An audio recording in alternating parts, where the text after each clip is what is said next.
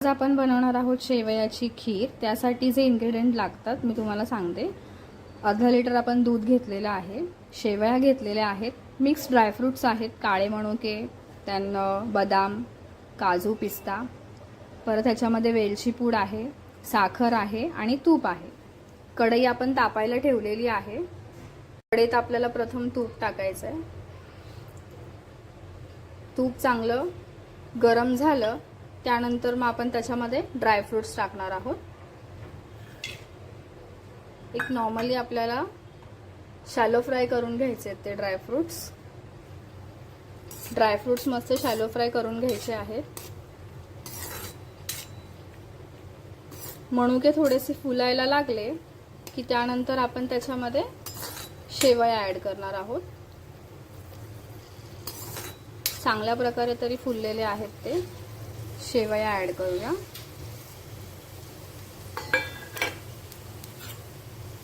चांगलं रोस्ट करून घ्यायचंय हे। शेवया अशा थोड्याशा लालसर झाल्या की त्यानंतर आपल्याला याच्यामध्ये अर्धा लिटर दूध टाकायचंय।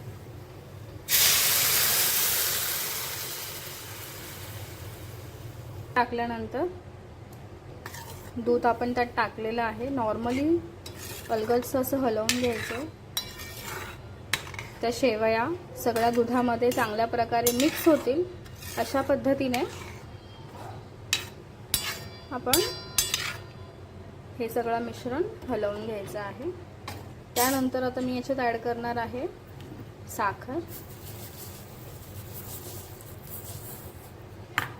आणि शेवटची गोष्ट म्हणजे वेलची पूड, जी एक उकळी आली की त्यानंतर आपण त्याच्यामध्ये ऍड करणार आहोत।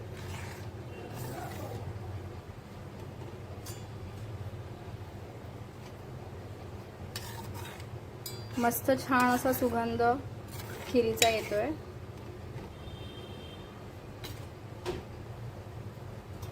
मस्त अशी उकळी येते।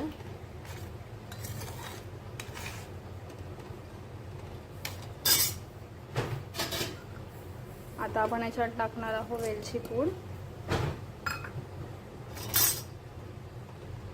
गॅस बारीक करायचा आहे।